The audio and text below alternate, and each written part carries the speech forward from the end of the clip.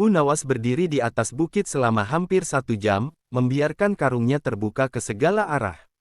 Ia memutar-mutar badan, menghadap ke barat, lalu ke timur, memastikan angin masuk dari segala sisi.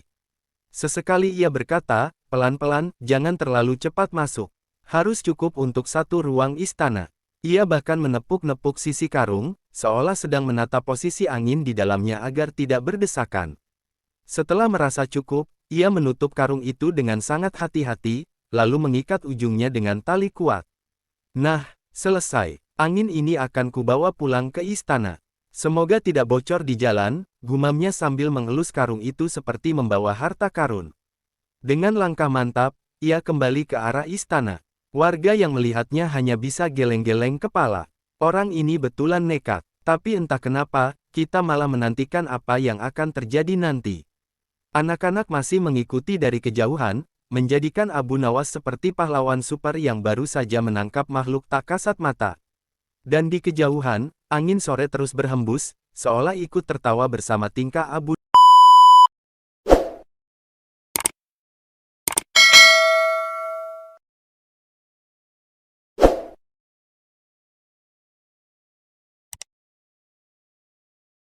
Hari itu matahari bersinar terik di atas istana. Udara terasa begitu pengap, membuat Sultan tak nyaman duduk di singgasananya. Ia mengipas-ngipas dengan tangan sendiri sambil bersungut-sungut, kenapa hari ini tak ada angin sama sekali. Padahal biasanya taman ini sejuk. Beberapa pengawal berdiri di dekatnya, saling melirik, bingung harus berbuat apa. Salah satu dari mereka memberanikan diri berkata, "Tuanku, bagaimana kalau kita panggil Abu Nawas saja? Siapa tahu dia bisa melakukan sesuatu." Sultan mengerutkan alis, lalu tertawa kecil.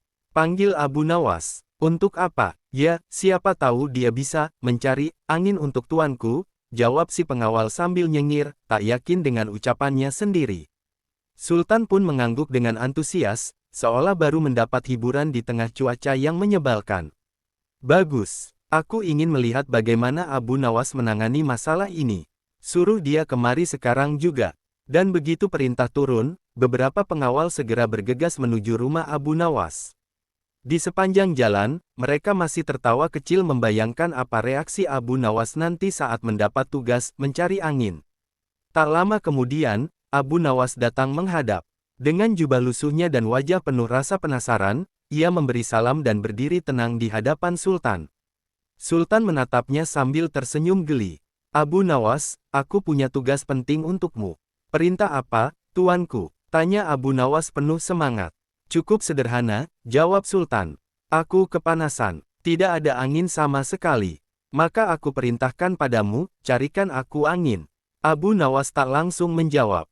Ia diam sesaat, seperti sedang mempertimbangkan sesuatu yang sangat serius. Lalu ia mengangguk pelan. "Baik, tuanku, akan hamba carikan angin terbaik yang ada di negeri ini. Tapi beri hamba waktu, dan satu permintaan kecil." Sultan mengangkat alis. "Permintaan apa?" "Sebuah karung besar." "Karung?" Sultan hampir tertawa terbahak. Tapi karena penasaran, ia memerintahkan pengawal mengambilkan karung. Abu Nawas menerima karung itu dengan hormat, lalu menaruhnya di pundak dan berpamitan. "Insya Allah, sebelum matahari tenggelam, hamba akan kembali membawa angin untuk tuanku." Para pengawal menatap punggung Abu Nawas yang menjauh sambil membawa karung besar itu, dengan wajah penuh pertanyaan dan tawa yang tertahan. Abu Nawas berjalan menyusuri kota Baghdad dengan langkah mantap, karung besar tergantung di pundaknya. Matahari terik memanggang kepala, namun ia tetap melangkah sambil bersenandung kecil. Warga kota yang melihatnya mulai bertanya-tanya. "Mau kemana, Abu, bawa karung segede itu?" "Mencari angin untuk Sultan," jawab Abu Nawas tanpa sedikit pun rasa ragu. "Angin?" Dipikir angin itu bisa dimasukkan ke karung. "Kau sedang waras, Abu?" tanya seorang penjual roti sambil tertawa. Abu hanya tersenyum. "Aku waras. Justru yang menyuruhku cari angin itu yang harus kalian tanyakan waras atau tidak." Warga yang mendengarnya ikut tertawa geli. Tapi Abu Nawas tetap melanjutkan langkahnya. Ia tahu benar tempat terbaik untuk menangkap angin, sebuah bukit kecil di pinggir kota, tempat di mana angin selalu berhembus kencang setiap sore hari. Sesampainya di sana, ia berdiri tegap dan mengangkat karungnya tinggi-tinggi, membuka mulut karung lebar-lebar dan berkata, "Masuklah, wahai angin. Ini untuk tuanku yang sedang kepanasan." Angin pun berhembus. Karung itu menggembung, bergoyang-goyang, seolah benar-benar mengisap udara. Wajah Abu Nawas tampak sangat serius, seperti sedang menangkap makhluk gaib. Beberapa anak kecil yang melihat dari kejauhan malah ikut-ikutan berteriak, "Tangkap angin! Tangkap angin!" Abu Nawas berdiri di atas bukit selama hampir 1 jam, membiarkan karungnya terbuka ke segala arah. Ia memutar-mutar badan, menghadap ke barat, lalu ke timur, memastikan angin masuk dari segala sisi. Sesekali ia berkata, pelan-pelan, "Jangan terlalu cepat masuk. Harus cukup untuk 1 ruang istana." Ia bahkan menepuk-nepuk sisi karung, seolah sedang menata posisi angin di dalamnya agar tidak berdesakan. Setelah merasa cukup, ia menutup karung itu dengan sangat hati-hati, lalu mengikat ujungnya dengan tali kuat. "Nah, selesai. Angin ini akan kubawa pulang ke istana. Semoga tidak bocor di jalan," gumamnya sambil mengelus karung itu seperti membawa harta karun. Dengan langkah mantap, ia kembali ke arah istana. Warga yang melihatnya hanya bisa geleng-geleng kepala. Orang ini betulan nekat. Tapi entah kenapa, kita malah menantikan apa yang akan terjadi nanti. Anak-anak masih mengikuti dari kejauhan, menjadikan Abu Nawas seperti pahlawan super yang baru saja menangkap makhluk tak kasat mata. Dan di kejauhan, angin sore terus berhembus, seolah ikut tertawa bersama tingkah Abu Nawas. Saat Abu Nawas tiba kembali di istana, semua mata tertuju padanya dan karung besar yang digendongnya. Beberapa pengawal hampir tak bisa menahan tawa, namun mereka tahu ini Abu Nawas. Segalanya mungkin jika menyangkut dia. Abu langsung menghadap Sultan, menunduk hormat, lalu meletakkan karung di hadapan singgasana. Sultan mengangkat alis. "Apa itu?" "Angin, tuanku," jawab Abu Nawas dengan nada serius. "Seperti yang tuanku perintahkan, hamba sudah mencari dari tempat terbaik, menangkapnya dengan karung ini, dan membawanya pulang untuk tuanku." Sultan tersenyum geli. "Lalu, bagaimana aku bisa merasakannya?" Abu Nawas membuka simpul karung dengan perlahan, seolah sedang melepaskan harta yang amat berharga. Saat karung terbuka, tak ada apapun yang terjadi. Tak ada suara, tak ada hembusan. Ia berpura-pura terkejut. "Wah, sepertinya anginnya kabur, tuanku." Para pengawal mulai tertawa pelan. Sultan hanya bisa menahan senyum sambil menggelengkan kepala. "Anginnya mungkin takut istana terlalu panas," lanjut Abu dengan polos. "Atau mungkin, dia tak suka istana yang terlalu serius."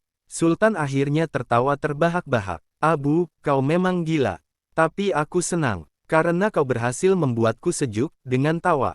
Setelah tawa Sultan reda, seorang penasihat istana mendekat. "Masih penasaran, wahai Abu Nawas? Sungguh aneh pikiranmu. Bagaimana bisa kau berharap angin tinggal diam di dalam karung?" Abu mengangkat bahu santai. "Aku tahu angin tidak bisa dikurung, Tuan. Tapi jika aku datang tanpa membawa apapun, pasti semua orang akan berkata aku tak berusaha." Ia menatap Sultan dengan tenang. "Tapi ketika aku membawa karung ini, semua orang percaya aku benar-benar mencarinya." Sultan tersenyum. "Jadi semua ini hanya akal-akalanmu?" "Tidak, tuanku, ini kesungguhan hamba, yang dikemas dalam bentuk yang bisa dimengerti orang lain. Sebab seringkali, usaha dianggap nyata hanya jika terlihat besar, meskipun isinya kosong." Para penasihat diam, tak ada yang bisa membantah. Kata-kata Abu sederhana, tapi menikam tepat sasaran. Abu Nawas pun menambahkan, "Dan lebih dari itu, kadang perintah aneh bisa menjadi bahan tawa. Jika kita tahu cara menanggapinya, bukankah tawa juga bagian dari angin segar, tuanku?" Sultan tertawa lagi. "Benar, dan hari ini kau telah membawakan angin yang lebih segar dari apapun, yakni kebijaksanaan yang dibungkus kelucuan." Setelah karung itu dibuka dan angin kabur, suasana istana menjadi riang. Tapi masih ada satu pengawal muda yang belum puas. Ia mendekat dan bertanya, "Tapi Abu, kenapa kau yakin angin bisa ditangkap dengan karung? Itu sungguh di luar logika." Abu tersenyum lebar, seolah sudah menyiapkan jawaban itu sejak tadi. "Anak muda, kalau banyak orang bisa menangkap hati wanita hanya dengan puisi dan janji manis, mengapa aku tidak boleh mencoba menangkap angin dengan karung?" Para pengawal lainnya langsung tergelak. Bahkan penasihat tua yang biasanya kaku pun menahan senyum. Abu Nawas melanjutkan, "Kadang kita terlalu sibuk mengejar logika, sampai lupa bahwa sebagian besar hal dalam hidup ini justru berjalan karena hal-hal tak logis. Cinta, keyakinan, bahkan doa, semuanya tak terlihat, tapi kita percaya. Sultan mengangguk. Kau benar, Abu. Kau benar-benar mencarikan aku angin. Bukan lewat udara, tapi lewat makna. Abu menunduk. Hamba hanya mencoba menghibur, tuanku. Karena hamba tahu, angin yang hilang masih bisa dicari. Tapi suasana hati tuanku yang panas, hanya bisa didinginkan dengan senyum dan tawa. Abu Nawas lalu menatap Sultan dengan pandangan dalam. Tuanku, katanya, jika tuanku menginginkan angin, bukankah akan lebih mudah membuka jendela? Tapi barangkali tuanku tidak benar-benar mencari angin, melainkan mencari kejutan. Sultan terkekeh. Benar juga, aku hanya ingin tahu, sejauh mana pikiran gilamu bisa melangkah. Abu Nawas menunduk, lalu menjawab santai, dan ternyata, pikiran gila bisa menghibur banyak orang. Ia menunjuk para pengawal dan penasihat yang masih tertawa. Buktinya, seluruh istana kini sejuk, bukan karena angin, tapi karena suasananya berubah. Sultan menatap karung itu sekali lagi, lalu memerintahkan, simpan karung ini, jangan dibuang. Mulai hari ini, itu menjadi simbol bahwa, dalam kekosongan pun bisa tersembunyi pelajaran. Abu Nawas pun berterima kasih dengan penuh hormat, dan hamba bersyukur, karung kosong bisa membawa makna sebesar ini. Dalam diam, para penasihat menyadari satu hal. Abu Nawas bukan hanya jenaka, ia bijak, meski dalam bentuk paling tak biasa. Setelah peristiwa itu, karung Abu Nawas menjadi perbincangan seluruh Baghdad. Di pasar, di masjid, hingga ke rumah-rumah warga, kisah Abu Nawas membawa angin dalam karung menyebar seperti angin itu sendiri. Anak-anak mulai menirukan gaya Abu. Mereka membawa karung kosong dan berlarian sambil teriak, "Tangkap angin! Tangkap angin!" Beberapa orang tua tertawa geli melihatnya. Lihatlah, Abu Nawas membuat anak-anak bahagia hanya dengan karung kosong. Sementara itu, di istana, Sultan duduk di taman bersama beberapa penasihat. Salah satu dari mereka bertanya, "Tuanku, apakah tuanku akan memberi hukuman pada Abu Nawas karena tak membawa angin yang nyata?" Sultan tersenyum lebar. "Tidak, justru aku ingin memberi penghargaan. Sebab dengan karung kosong, ia mengajarkan kita makna usaha, kepatuhan, dan humor, semuanya dalam satu paket sederhana." Penasihat itu mengangguk setuju. Memang benar kata orang, Abu Nawas itu gila. Tapi gilanya menular, dalam bentuk tawa dan perenungan. Karung itu pun digantung di sudut aula istana dengan tulisan kecil. Angin tak terlihat, tapi terasa. Seperti kebijaksanaan dari orang gila yang waras. Beberapa hari setelah kejadian itu, Sultan memanggil Abu Nawas kembali. Kali ini bukan karena panas, tapi karena rindu akan kisah-kisah lucunya. "Abu," kata Sultan, "kau tahu, sejak kau bawa karung itu, suasana di istana jadi lebih ringan. Aku jadi berpikir, mungkin yang kubutuhkan selama ini bukan angin, tapi seseorang yang bisa membuatku tersenyum." Abu Nawas menjawab sambil tersenyum licik, "Maka dari itu, tuanku, lain kali kalau merasa panas, jangan cari angin. Cari Abu Nawas saja." Sultan tertawa keras, sampai air matanya keluar. "Kau memang obat yang tak bisa dibeli di pasar. Dan hamba tak perlu resep, tuanku," balas Abu cepat. Dari kejadian itu, Sultan belajar satu hal penting, kekuasaan yang kaku hanya akan membuat hidup membosankan. Tapi kekuasaan yang diimbangi tawa dan kebijaksanaan, akan membuat rakyat dan pemimpinnya lebih damai. Dan di tengah semua itu, berdirilah Abu Nawas, dengan satu karung kosong, satu kepala penuh akal, dan satu hati yang tak bisa ditebak. Hari-hari berlalu, tapi cerita karung angin Abu Nawas belum reda juga. Kini setiap kali cuaca panas, para pengawal iseng berkata, panas nih, panggil Abu Nawas, suruh cari angin lagi." Semua tertawa, bahkan Sultan tak bosan mengulang kisah itu pada tamu-tamu kehormatan dari negeri seberang. Suatu sore, Sultan mengajak tamu dari Persia untuk berkeliling taman istana. Angin sepoi-sepoi mengalir lembut, dan sang tamu memuji, "Udara di istana tuanku sungguh menyegarkan." Sultan tersenyum. "Itu semua berkat Abu Nawas. Ia pernah membawakan angin untukku dalam sebuah karung." Tamu itu tertawa, mengira itu hanya lelucon. Tapi Sultan mengangguk sungguh-sungguh dan mulai menceritakan kisahnya dari awal sampai akhir. Saat sampai pada bagian angin, kabur, dari karung, sang tamu tertawa terpingkal-pingkal. Negerimu beruntung punya orang seperti dia, kata tamu itu. Ya, jawab Sultan bangga, karena kadang satu orang gila yang jujur bisa lebih berharga daripada 1000 orang pintar yang palsu. Dan sejak hari itu, Abu Nawas bukan cuma jadi bahan tertawaan, tapi juga dijadikan inspirasi.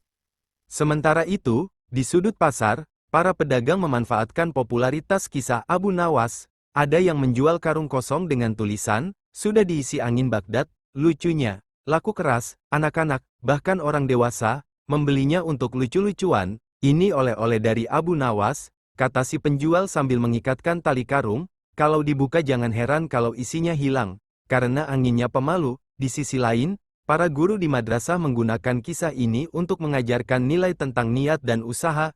Lihatlah Abu Nawas, kata mereka. Meski tahu angin tak bisa ditangkap, ia tetap mencoba, karena ia taat dan ingin menghibur. Salah satu murid bertanya polos, jadi, karung kosong bisa jadi pahala, guru? Sang guru tersenyum. Kalau karung kosong itu berisi niat baik dan keikhlasan, maka ia lebih berharga dari karung penuh emas yang penuh tipu daya. Abu Nawas pun tak pernah menyangka, lelucon karung anginnya akan menjadi pelajaran moral di seluruh kota. Tapi begitulah hidup, kadang tawa bisa lebih dalam dari ceramah panjang. Sultan kemudian mengundang Abu Nawas kembali ke istana. Tapi bukan untuk tugas baru, melainkan untuk sekadar berbincang. Abu, kata Sultan, karung anginmu kini jadi simbol di istana. Tapi ada satu hal yang menggangguku. Abu duduk bersila santai. Apa itu, tuanku? Kenapa kau selalu terlihat gembira? Meski kadang ditugaskan dengan hal-hal konyol, Abu tersenyum bijak. Karena dalam hidup, kita tak bisa memilih tugas, tapi kita bisa memilih cara menanggapinya. Ia menambahkan, jika hamba menolak, hamba akan dimarahi. Jika hamba marah, hati jadi sempit. Tapi jika hamba tertawa dan menjalankannya, semua menjadi ringan. Sultan terdiam sesaat. Jadi bagimu, hidup ini seperti karung kosong? Benar, tuanku, jawab Abu. Tergantung apa yang kita isi. Bisa angin segar, atau bisa juga angin ribut. Sultan tersenyum lebar. Dan karungmu ternyata berisi kedamaian. Abu mengangguk pelan. Dan kadang, kedamaian itu cukup ditangkap, bukan dibawa kemana-mana. Beberapa hari kemudian, seorang ulama datang ke istana. Ia merasa kisah Abu Nawas bisa menyesatkan orang-orang jika disalahartikan. Tuanku, katanya kepada Sultan, Abu Nawas ini terlalu bebas. Menangkap angin dengan karung itu bisa membuat orang menganggap agama ini hanya lelucon. Sultan memanggil Abu Nawas untuk menjawab langsung. Abu mendengar dengan tenang, lalu menjawab, wahai Tuan, hamba tidak pernah mengolok-olok agama. Hamba hanya menunjukkan bahwa akal dan tawa bisa berdampingan tanpa saling melukai. Ia melanjutkan, bukankah Rasul pun tersenyum dan bergurau dengan sahabatnya? Bahkan beliau mengatakan senyum itu sedekah. Ulama itu terdiam. Abu Nawas berdiri dan berkata pelan, jika karung kosong bisa membuat orang tertawa tanpa menyakiti siapapun, maka biarlah ia menjadi alat dakwah. Sultan bangkit dan berkata, hari ini, aku belajar bahwa dakwah bisa datang dari siapa saja, bahkan dari seorang gila, yang mampu membuat banyak orang waras. Pada suatu malam, Abu Nawas duduk sendirian di depan rumahnya. Ia menatap langit penuh bintang. Karung kosongnya diletakkan di samping. Seorang anak kecil lewat dan bertanya, Paman Abu, kenapa karungnya masih disimpan? Kan anginnya sudah kabur. Abu tersenyum dan mengelus kepala anak itu. Nak, karung ini memang kosong. Tapi dulu pernah membawa tawa ke seluruh kota. Anak itu mengangguk pelan. Kalau begitu, aku juga mau punya karung yang bisa bikin orang bahagia. Abu tertawa kecil, kalau begitu, mulai besok, kamu harus belajar berkata jujur, berpikir lucu, dan tidak takut dibilang aneh. Anak itu melompat gembira dan berkata, aku mau jadi seperti Abu Nawas. Di kejauhan, angin malam berhembus pelan, seolah mengamini harapan sang anak, dan Abu Nawas menatap karung kosong itu dengan senyum penuh makna. Siapa sangka, gumamnya, karung kosong ini telah mengisi hati banyak orang.